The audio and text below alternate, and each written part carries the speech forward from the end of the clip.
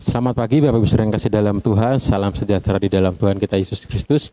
Kembali saat ini kita dalam program Rema, Renungan Mahasiswa STT Baptis Indonesia. Dan saat ini kita masih akan belajar dari kitab Injil Yohanes. Pagi hari ini kita akan belajar dari Yohanes pasal yang kelima, ayat 19-47. Tetapi sebelumnya mari kita akan bersama-sama bersatu dalam doa. Bapa, kami kembali datang kepadamu Tuhan, menaikkan segala syukur atas berkat anugerah yang boleh kami merasakan hari ini. Ucap syukur pula hari ini kami boleh kembali bersama-sama akan belajar firman-Mu. Biarlah Kau pimpin, sertai kami, supaya kami dapat mengerti apa yang menjadi kehendak-Mu dalam kehidupan kami. Terima kasih Tuhan Yesus, dalam nama-Mu kami berdoa dan ucap syukur. Amin. Ya, Bapak Saudara yang dalam Tuhan, di dalam kehidupan kita, pasti kita sangat sering mendengar sebuah pepatah yang bunyinya demikian. Tak kenal, maka tak sayang. Sebagai makhluk sosial, sebagai manusia yang kita hidup berdampingan dengan orang lain, kita pasti akan selalu memperkenalkan diri kita ketika kita memasuki sebuah daerah atau sebuah wilayah yang baru bagi kita. Dengan lingkungan yang baru, orang-orang yang baru. Makanya kita perlu memperkenalkan diri kita supaya kita dikenal orang, dan dari peribahasa tadi atau pepatah tadi mengatakan tak kenal maka tak sayang. Sehingga kita ketika kita sudah memperkenalkan diri, maka kita akan disayangi oleh orang-orang di sekitar kita. Nah, tetapi ada yang menarik Bapak Ibu Saudara dari nats yang akan kita pelajari pada hari ini di dalam Yohanes pasal yang kelima, ayat 19-47. Di sana ada satu hal yang menarik, yaitu ada perkenalan diri. Ada pribadi yang memperkenalkan dirinya kepada orang-orang, tetapi ini bukan orang yang biasa Bapak Ibu Saudara. Yang memperkenalkan diri adalah Yesus, Allah yang menjadi manusia. Yesus memperkenalkan dirinya kepada orang-orang Yahudi yang seharusnya mereka sudah mengenal dan mengerti pribadi Yesus itu.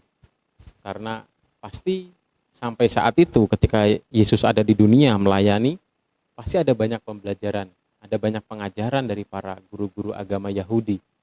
Apalagi Tuhan sudah menyampaikan nubuatan-nubuatan mengenai Mesias melalui para nabi di Perjanjian Lama.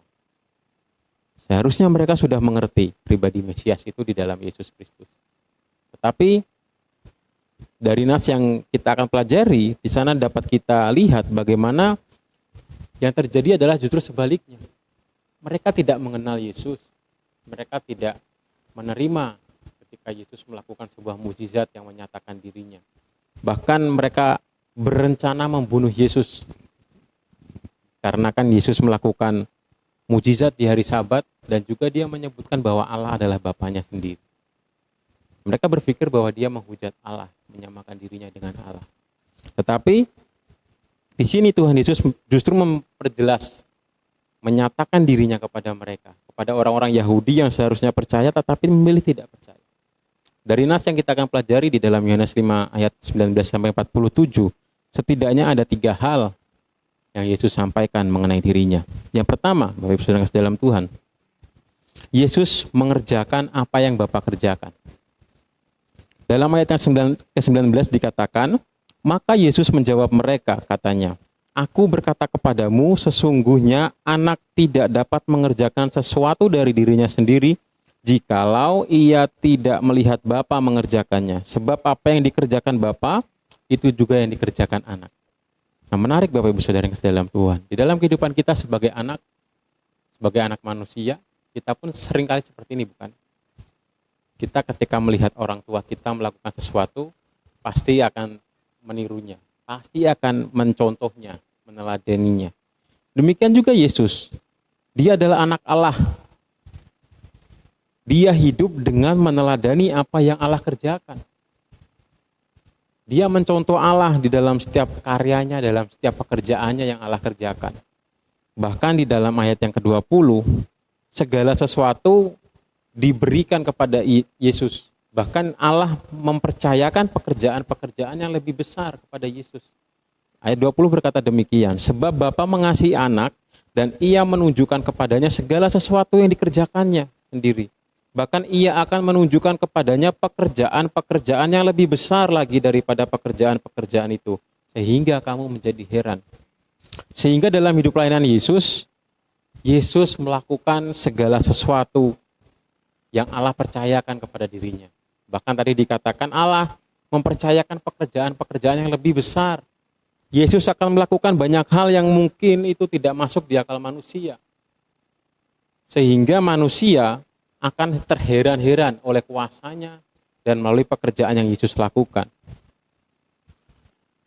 Tidak hanya di situ Bapak Ibu Saudara yang kasih dalam Tuhan, Yesus juga memiliki kehidupan seperti Bapa. Bapa atau Allah itu sendiri memiliki kehidupan. Dia adalah sumber kehidupan. Tetapi di dalam ayat yang ke-21 di sana dikatakan bahwa Yesus juga memiliki kehidupan. Ayat 21 dikatakan, sebab sama seperti Bapa membangkitkan orang-orang mati dan menghidupkannya, demikian juga Anak menghidupkan barang siapa yang dikehendakinya. Sama seperti Bapa membangkitkan orang-orang. Yesus yang memiliki kehidupan sebagai anak Allah, dia juga dapat memberikan kehidupan itu kepada orang yang dikehendakinya. Dan yang penting lagi Bapak Ibu Saudara yang kasih dalam Tuhan, dikatakan di ayat-ayat sebelumnya, sampai hari ini Yesus bekerja. Yesus meneladani Allah, karena Allah bekerja sampai hari ini, maka Yesus bekerja. Di dalam ayat yang ke-17 dari pasal 5, di sana dikatakan, tetapi ia berkata kepada mereka, Bapakku bekerja sampai sekarang, maka aku pun bekerja juga. Jadi, Yesus sama seperti Bapa, melakukan pekerjaan-pekerjaan. Tetapi Yesus lebih dipercaya oleh Bapa untuk melakukan pekerjaan yang lebih daripada yang Allah kerjakan. Supaya kita sebagai manusia mengerti bagaimana Allah itu hidup. Nah, selanjutnya Bapak Ibu Saudara yang kasih dalam Tuhan, yang kedua, Yesus menyampaikan kepada orang-orang Yahudi juga kepada kita sebagai pembaca pada hari ini, yaitu Yesus mendapat penghormatan seperti Bapa. Sebagai umat pilihan Allah, sudah seharusnya bangsa Israel atau orang-orang Yahudi itu menyembah Allah, kan? Seperti yang disampaikan Allah melalui hukum Taurat. Jangan ada padamu Allah lain di hadapanku. Jangan menyembah Allah lain selain Allah. Tetapi Bapak Ibu Saudara yang kasih dalam Tuhan, berbeda dengan anak, dengan Yesus. Allah memberikan hak penghakiman kepada Yesus supaya Yesus memperoleh penghormatan yang sama dengan apa yang Allah terima dari umatnya. Allah sendiri yang menghendaki supaya Yesus mendapat penghormatan yang sama dengannya melalui setiap penghakiman yang dilakukan oleh Yesus. Seperti yang dikatakan di dalam ayat 22 juga ayat 23. Demikian firman Tuhan, Bapa tidak menghakimi siapapun, melainkan telah menyerahkan penghakiman itu seluruhnya kepada anak, supaya semua orang menghormati anak sama seperti mereka menghormati Bapa. Barang siapa tidak menghormati anak, ia juga tidak menghormati Bapa yang mengutus dia. Allah sendiri yang berkehendak supaya Yesus dihormati sama seperti orang-orang Yahudi, sama seperti bangsa Israel, umatnya itu menghormati Allah Bapa. Selain itu Bapak Ibu Saudara yang kasih dalam Tuhan, setiap orang yang menghormati dan mempercayai anak, mempercayai Yesus, serta berbuat baik dan berkenan kepada Allah, dia akan beroleh hidup kekal. Dalam ayat 24 dikatakan, aku berkata kepadamu, sesungguhnya barang siapa mendengar perkataanku dan percaya kepada dia yang mengutus aku, ia mempunyai hidup yang kekal dan tidak turut dihukum, sebab ia sudah pindah dari dalam maut ke dalam hidup. Sebaliknya, orang-orang yang berbuat jahat akan dihukum. Karena Yesus adalah sebagai hakim atas segala sesuatu yang dipercayakan kepada dia. Di dalam ayat 27-30, firman Tuhan berkata, dan ia telah memberikan kuasa kepadanya, Allah memberikan kuasa kepada Yesus untuk menghakimi, karena ia adalah anak manusia. Janganlah kamu heran akan hal itu, sebab saatnya akan tiba bahwa semua orang yang ada di dalam kuburan akan mendengar suaranya, dan mereka yang telah berbuat baik akan keluar dan bangkit untuk hidup yang kekal. Tetapi mereka yang telah berbuat jahat akan bangkit untuk dihukum. Aku tidak dapat berbuat apa-apa dari diriku sendiri. Aku menghakimi sesuai dengan apa yang aku dengar. Dan penghakimanku adil. Sebab aku tidak menuruti kehendakku sendiri, melainkan kehendak Dia yang mengutus aku. Allah memberikan hak penghakiman kepada Yesus, kepada anak, bukan hanya supaya Yesus mendapatkan penghormatan dari manusia, Tetapi ada tujuan lain dari Allah, di mana tujuan itu adalah sangat baik bagi manusia. Allah memberikan kehidupan kekal bagi semua orang yang mau percaya dan menghormati Yesus sebagai anak. Karena ketika kita menghormati anak, mempercayai anak, kita juga menghormati dan mempercayai yang mengutus dia, yaitu Allah Bapa. Yesus tidak memerlukan penghormatan dari manusia. Seperti yang ia katakan di dalam ayat 41, di sana dikatakan, aku tidak memerlukan hormat dari manusia. Yesus tidak perlu penghormatan dari kita. Apa yang Yesus kerjakan hanya sesuai dengan apa yang Allah berikan, yang Allah sampaikan kepada dia. Apa yang Allah kehendaki, seperti yang dikatakan pada ayat 30 di bagian akhir, sebab aku tidak menuruti kehendakku sendiri, melainkan kehendak dia yang mengutus aku. Yesus hanya melakukan kehendak Bapa. Dia tidak mengejar kehormatan, tetapi kehormatan itu akan dia terima sebagai penghargaan dari apa yang sudah dia berikan, apa yang sudah dia lakukan sesuai dengan kehendak Bapa.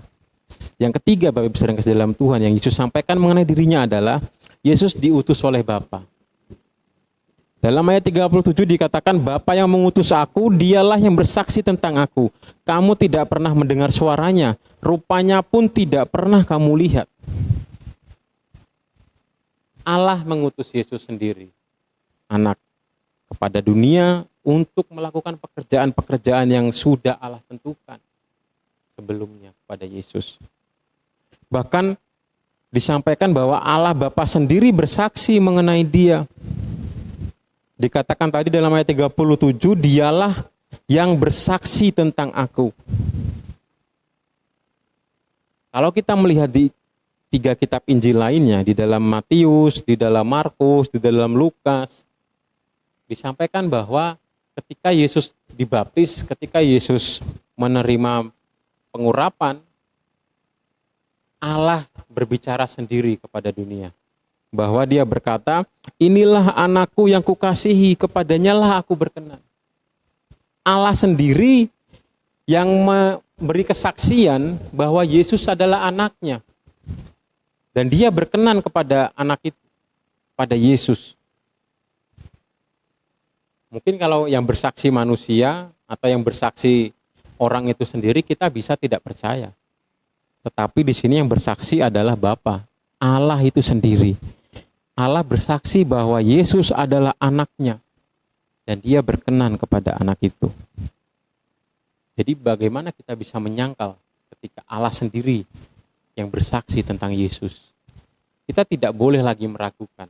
Kita tidak boleh lagi memikirkan bahwa Yesus bukan utusan dari Bapa. Yesus bukan anak Allah.